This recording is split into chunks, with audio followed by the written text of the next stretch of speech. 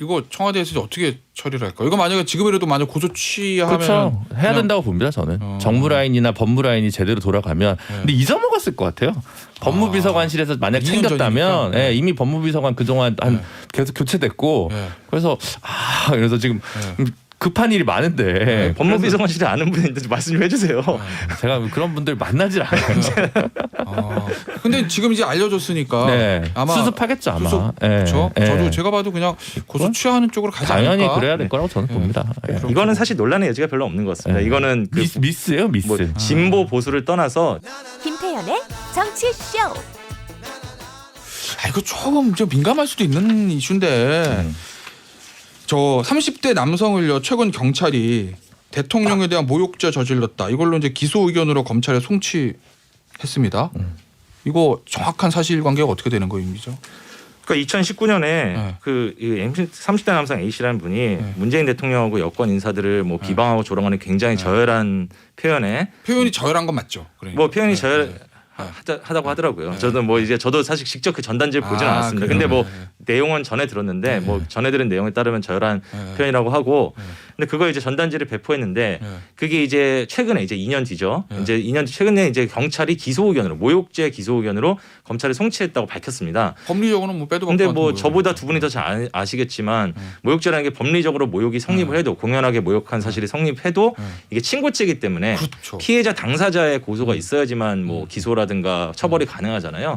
근데 그럼 이제 경찰이 기소 의견 넘겼다는 건 고소가 있었다는 얘기인데 나 처음부터 이 사실을 밝혔을 때 정말 설마 진짜 그런 문재인 대통령이 고소를 한 거야? 라는 논란이 있었는데 나중에 결국 며칠 뒤에 청와대 관계자 밝혔습니다. 그러니까 문재인 대통령이 대리인을 통해서 고소한 게 맞다. 그래서 지금 논란이 되고 있는 건데 대통령이 어떤 뭐 물리적 위협이나 어떤 테러 위협 같은 것도 아니고 그냥 언어적 뭐 이런 걸로 언어적으로 모욕을 했다고 해서 고소하는 사례는 굉장히 드물거든요. 그래서 이제 논란이 됐던 거죠. 보통 이제 대통령이나 고위공직자에 대해서 뭐 동물에 비유해서 한다든가 이렇게 얘기하는 거는 일반적인 사인 간의 모욕이랑은 다르죠. 그 정도 조롱과 풍자는 허용돼야 저작거리에서 허용돼야 된다고 저도 보고 그래서 이제 고위공직자나 이런 분들이나 공인분들은 물론 연예인은 좀 다릅니다만 이런 고소는 안 하는 게 맞죠. 예, 정무적으로 맞고 법적으로는 근데 이제 현실에서 보면은 그 전에 없었던 것도 아닌데 그분들은 다 뭐냐면 그 모욕죄는 친고죄지만 명예훼손죄는 친고죄가 아니잖아요. 반의사불벌죄지. 그러니까 지지자들이 그런 사람들을 명예훼손으로 고발하는 일들이 굉장히 잦은 경우는 있습니다. 근데 이건 진짜 이렇게 됐다는 건데 저는 근데 이거 기사 보면서 세상이 되게 좋아졌다. 대통령이 모욕죄로 친고죄로 고소를 했어. 별거 아니야 사건은. 근데 2년이 지나서야 기소를 해? 기소 의견으로 넘겨? 야 옛날 같으면 상상도 못할 일이죠. 2주면 기소했을걸요? 그러니까 되게 민주화됐다 우리나라가. 이런 좀 역설적인 생각이 들었거든요. 그럼 거꾸로 예전에도 이런 사안이 있었을 때 대통령이 직접 고소장을 제출한 직접 대리인이 그 전에 어디 끌려가서 맞고 뭐 그거는 아주 옛날 얘기 하시는 거 뭐 전두환이 뭐다 뭐 이런 사실 적세가 뭐 많잖아요. 정말 옛날 얘기예요. 아니, 다 법 없이 살던 분들인데. 민주화 이후에. 근데 이게 사실은 제가 좀 말씀드리면은 김대중 대통령 때도 모욕죄로 그 고소를 대리인을 통해서 사실상의 대리인을 통해서 고소한 적이 있습니다. 근데 그때는 어떤 거냐면은 야당 국회의원을 김홍신 의원이 당시 공업용 미신 발언했을 때 근데 그때랑 조금 다른 게 그때는 이제 그때도 사실 논란이 됐었어요. 이게 모욕죄 대통령 고소하는 게 맞냐. 근데 그래도 이건 야당 국회의원이라는 어떻게 보면은 이른바 조국 교수 표현대로 하면 사회적 강자 공인이잖아요. 근데 이거는 이제 사인이 아닙니까 누군지 그런 부분이 더 논란을 키우는 면이 있고 그 이후로도 사실 근데 이명박 뭐 노무현 뭐 박근혜 대통령 때도 뭐 다 기억하시겠지만 굉장히 모욕적인 또는 풍자나 이런 것들이 있었거든요. 근데 거기도 뭐 다른 걸로 경찰이 알아서 수사한 경우는 있었지만 대통령이 고소를 하지는 않았어요. 그때는 어떻게 했냐면은 뭐 그런 이상한 전단지를 붙이기 위해서 고소를 안 했으니까 모욕죄로는 수사를 할 수가 없으니까 뭐 주거 침입, 뭐 건조물 침입 이런 걸로 수사를 하고 이런 경우는 있었는데 근데 그건 이제 경찰이 알아서 한 거죠. 근데 이게 더 논란이 되는 게 문재인 대통령이 스스로 대통령이 되시기 전에 2017년에는 JTBC 썰전에 출연해서 뭐 만약에 대통령이 된다면 납득할 수 없는 비판 비난도 참을 수 있나라는 질문을 받으니까 참아야죠. 뭐 국민은 얼마든지 권력자를 비판할 자유가 있죠. 그래서 국민이 불만을 해소할 수 있고 위안이 된다면 그것도 좋은 일이 아닌가요라고 했고 지난해 8월 27일에도 청와대에서 교회 지도자들 불러가지고 말씀을 하실 때 정부를 비난하거나 대통령을 모욕하는 정도는 표현의 자유의 범주로 허용할 것이라면서 대통령 욕해서 기분이 풀리면 그것도 좋은 일이죠 라고 말씀까지 하셨어요. 그러니까 이제 이런 말씀하셨는데 어쨌든 대리인을 통해서지만 고소를 하셨기 때문에 더 논란이 되는 거죠. 이거 청와대에서 이제 어떻게 처리를 할까? 이거 만약에 지금이라도 만약 고소 취하면 그렇죠. 해야 그냥- 된다고 봅니다. 저는 정무 라인이나 법무 라인이 제대로 돌아가면 근데 잊어먹었을 것 같아요. 법무비서관실에서 만약 2년 챙겼다면 전이니까. 예, 이미 법무비서관 그동안 계속 교체됐고 네. 그래서 그래서 지금 급한 일이 많은데 법무비서관실에 아는 분인데 말씀 좀 해주세요. 제가 그런 분들 만나질 않아요. 근데 지금 이제 알려줬으니까 네. 아마 수습하겠죠 아마. 수습, 예, 그렇죠. 예. 저도 제가 봐도 그냥 고소 취하는 쪽으로 가지 당연히 않을까. 그래야 될 거라고 저는 봅니다. 예. 이거는 사실 논란의 여지가 별로 없는 것 같습니다. 네. 이거는 그 미스예요 미스. 뭐 진보 보수를 떠나서 대통령의 모욕죄 고소가 적절하지 않다라는 점에 대해서는 그건 뭐 진보 보수의 문제가 아닌 것 같고요. 대부분의 뭐 법조인들이나 이런 분들이 다 동의하는 근데 문제인 뭔가 것 이제 같습니다. 전단지를 한 보고 싶긴 해요. 뭐 가족이 엮여 있다든가, 뭐 이제 다른 뭐 혐오 표현이 좀 네. 있다든가 이러면 뭔가 좀 구체적 타당성을 기하기 위해서 뭔가 다른 게 있을까? 뭐 이런 궁금증은 드는데 전단지를 못 봤으니까 원론적으로는 그렇습니다. 근데 어쨌든 저도 언론 보도 보면 굉장히 좀 저속한 표현이 있었던 거 그건 맞는 것 맞다고 같아요. 하더라고요. 예. 예. 뜨거운 주제입니다. 제가 오늘 오프닝 때도 말씀드렸는데 김호수 전 차관을 임명했잖아요. 근데 조선일보의 헤드라인이 문지기 검찰총장 이렇게 썼어요. 이 문은 대통령의 성인 그로의 문자 썼습니다. 중의적 표현이죠. 두 분한테 이거부터 이 문지기 검찰총장이라는 게 맞습니까? 과한 겁니까? 과하죠. 과해요? 네, 저는 과하다고 봅니다. 네. 일단 총장 인선에 대해서는 뭐 저는 김태현 변호사님이랑 다른 방송 할 때도 그랬지만 어쨌든 이성윤 그런 얘기 총장은 여기 하지 마세요. 예? 그렇습니다. 다른 방송 얘기를 알겠습니다. 왜? 알겠습니다. 네. 아직 패널 시절 얘기는 벌써 잊으셨다는 초심을 잊으셨군요. 하여튼 이성윤 총장은 안 된다. 예, 그거는 저는 이제 강력하게 주장하는 쪽이었고 그거는 뭐 코드 이런 문제가 아니라 이제 중앙지검장이 총장 직행하는 게 저는 안 좋다고 생각하는 게 초지일관 제 입장이어가지고 그런 맥락이고 김호수 차관이 100% 물론 이제 차관을 오랫동안 했으니까 이 정부의 국정 철학이 뭔지는 충분히 알고 있고 개혁을 마무리하는 데 있어서 뭐 무리 없는 인사라고 생각하지만 뭐 그렇다고 해서 완벽히 청와대와 코드를 맞춰가지고 막 정권의 무슨 이른바 호위무사 이런 걸 자처할 만한 분이라고 그렇게 생각하지는 않거든요. 그래서 제가 환영하는 것도 아니고 그냥 후보로 나온 분들 중에서 아시다시피 어쨌든 있을 수밖에 없는 기수 문화. 기수가 제일 높잖아요. 문무일 총장 18기, 그다음에 윤석열 23기 너무 건너뛰었으니까 중간에 롤백 한번 해서 20기 정도는 괜찮다. 뭐 이런 정도의 생각이죠. 뭐. 그래서 문지기는 과한 표현이다. 그건 과하다. 저 임찬종 기자는. 일단 뭐 먼저 짚고 나지만 제가 다른 언론사 얘기해서 미안한데 너무 아재 개그 같아가지고 문지기 이거 좀 센스 자체가 좀 저는 마음에 안 드는데 일단 그거는 차치하고 이제 내용에 대해서 얘기를 하자면 뭐 김준호 변호사님처럼 뭐 보시는 분들도 있는데요. 또 반대로 이게 사실 이분의 김호수 전 차관의 가장 지금 논란이 되는 점은 사실은 이분이 그 청와대에서 감사원 감사위원을 하려고 굉장히 밀었던 분이잖아요. 근데 뭐 그렇죠. 거의 사실상 공개적으로 최재형 감사원장이 정치적 중립성을 이유로 국회에서 발언까지 했죠. 뭐 김호수라는 실명은 얘기 안 했지만 정치적 중립성을 이유로 뭐 어떤 안 된다라는 의지를 강하게 여러 번 공개적으로 표현했거든요. 근데 결국에는 그러면은 물론 최재형 원장의 판단이 모든 게 뭐 되게 항상 옳고 객관적이라고 볼 수는 없지만 어떤 현 정부의 감사원장이 정치적 중립성을 이유로 감사위원감이 안 된다라고 했던 분을 어떻게 보면 감사위원 못지않게 또는 더 정치적 중립성이 중요시 되는 검찰총장을 시킨다는 건 좀 안 맞지 않느냐. 그러니까 그런 부분에서는 아무래도 논란이 있을 수밖에 없고 뭐 조선일보 같은 경우는 그런 논란에서 이제 부정적인 측면을 강조해서 문지기 검찰총장을 쓴 것 같은데 뭐 박범계 장관도 뭐 국정철학 상관성 발언을 해가지고 검찰총장 조건으로 논란을 키운 면이 있고 또 거기에 대해 사실은 처음에 검찰총장 후보 4명 추천됐을 때 저랑 김태현 변호사랑 저기 변호사님이랑 저기 주영진의 뉴스브리핑을 뭐 거기 나와가지고 그때도 우리 다 그렇잖아요. 둘 다 이제 김호수 전 차관이 가장 유력하다. 그 이유는 국정철학 상관성 때문이다. 근데 예상대로 결국 그렇게 됐고 결국에는 또 감사위원 논란이 있었던 분이기 때문에 정치적 중립성 논란은 좀 피하기가 어려워 보입니다. 그러면 이 문지기라는 표현을 과했다는 거는 좀 두 분 다 좀 동의를 하시는데 김호수 전 차관의 임명에 대해서는 김준우 변호사 좀 긍정적으로 보는 거고 긍정이가 아니라 좀 그렇게 비판할 건 아니다 정도가 맞겠다. 그죠? 최악은 피했다. 최악은 피했다. 네. 임찬종 기자는 조금 비판적으로 보시는 거 아니에요? 저는 뭐 제가 비판한다기보다 기본적으로 정치적 중립성 논란을 피하기는 어려운 인물이라는 게 중평인 것 같습니다. 뭐 문지기라는 표현은 저는 그냥 그 센스에 대해서 문제제기를 한 장명 거고. 센스가 장명 문제다. 센스가 문제라는 얘기를 한 거고. 데스크를 비판하는 거지 타 매체. 저기 저는 약간 보니까 이게 뭐 추천위원회가 점수대로 가는 건 아니잖아요. 그렇죠. 네. 뭐 1등으로 올라가면 뭐 대통령 임명하는 건 아니고 대통령 인사권 있는 거니까. 그쵸. 근데 김호수 전 차관이 언론 보도 보니까 뭐 4명 올라가지고 4등했다. 네. 1등은 조남관 차장이었다. 차장이다. 네. 근데 조남관 전 차장도 어쨌든 현 정부 들어와서 승승장구했던 사람이잖아요. 어쨌든 대검찰청까지 갔으니까. 그렇죠. 근데 작년에 반기 들었다고 네. 이제 뭐 한 거 아니냐 네. 이런 건데. 그러니까 근데 1등인 조남관 차장을 제끼고 네. 4등인 김호수 차관을 임명한 건.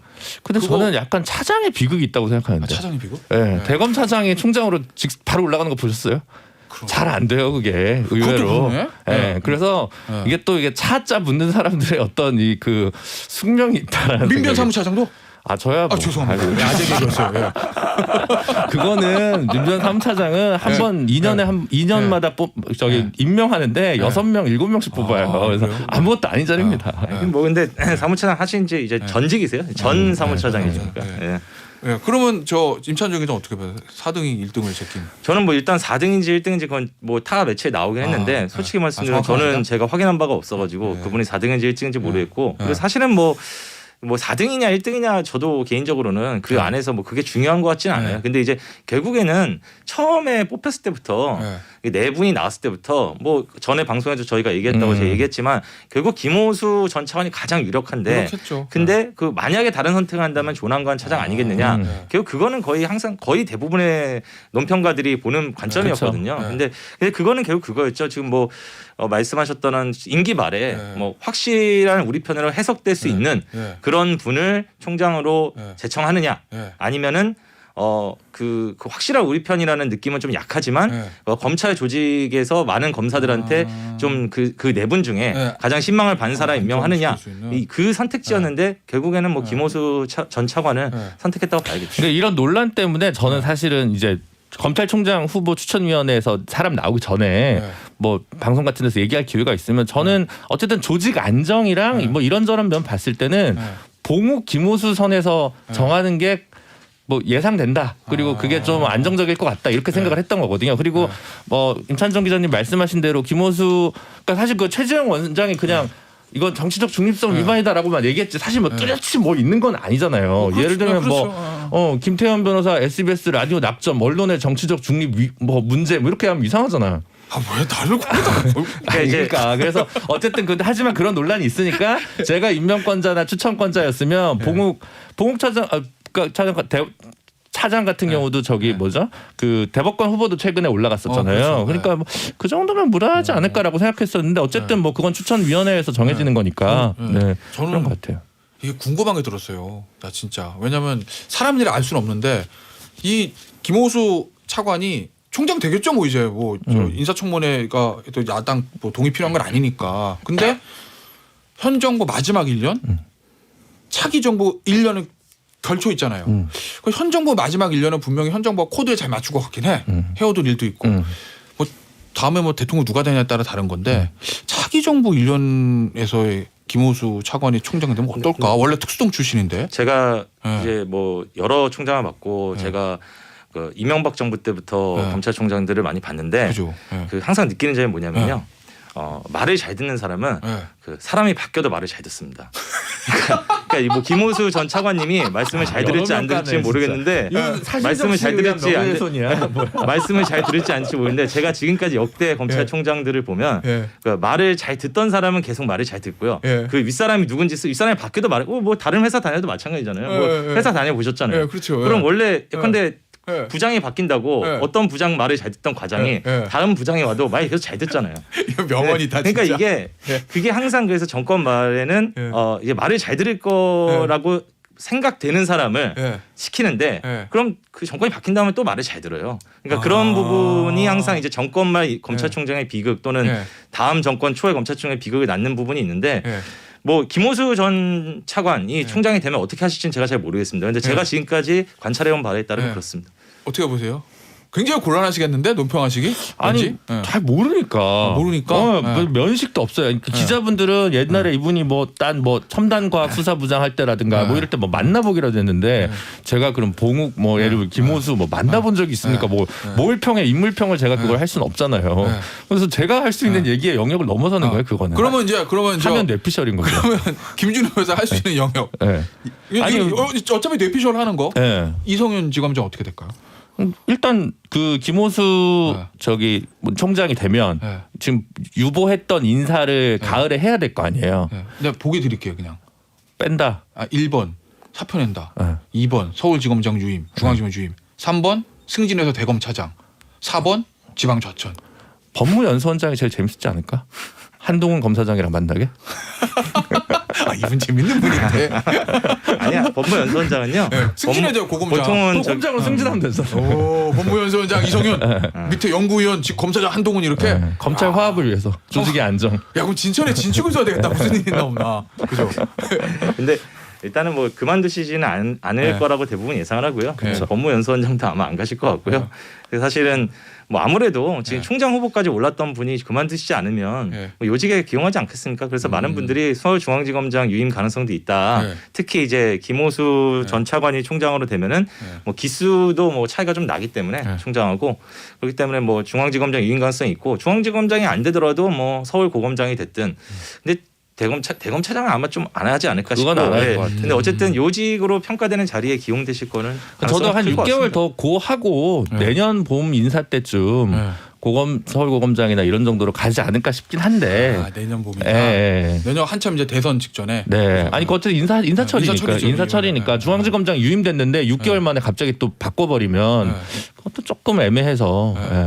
두 분 다 중앙지검장 유임 쪽에 한 표씩이네. 일단 전 일단 그럴 가능성이 좀 있고 저는 중앙지검장이 아니더라도 어쨌든 이른바 요직으로 평가되는 자리에는 가실 것 같다. 근데 서울고검장은 요직이라고 하긴 좀 그렇죠. 원래는 안 그런데요. 근데 요즘에 이제 이상하게 서울고검에 정치적으로 민감한 사건 원래는 그런 곳이 아닌데 그런 사건들이 아닌데 거기에 몰려 있어서 뭐 그럴 가능성도 있지 않을까라고 하는데 제가 이런 말을 한 거를 이성현 지검장이 들으시면 상당히 기분이 안 좋으실 것 같아요. 근데 서울고검장 가능성이 있다. 검사장급에서 이성윤 지검장이 뭐 법무부 검찰국장, 대검 반부패 강력부장 다 했잖아요. 다 하셨죠. 더 갈 조직이 없잖아요. 고검장으로 가셔야 된다. 고검장 어디 가셔야죠. 원래대로라면. 그렇죠. 저도 중앙지검 유임에 한 표. 뭐 틀리면 썼고. 1842님 반평생 이게 인사 예상이 제일 쉬워. 틀리면 할 수 없고 뭐 이게 의미가 없는 거예요. 사실.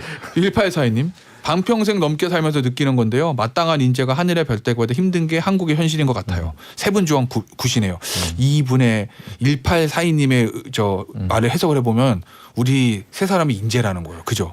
아니죠. 그러니까 마땅한 인재가 없다는 거지. 인재로 평가받을 수 있을 정도로 한국의 지금 미래가 어둡다는 거지 지금. 인재가 참 없다. 그냥 저처럼 해석하고 커피 쿠폰 2장 드립시다. 이분. 커피 쿠폰 2장입니다. 1842님.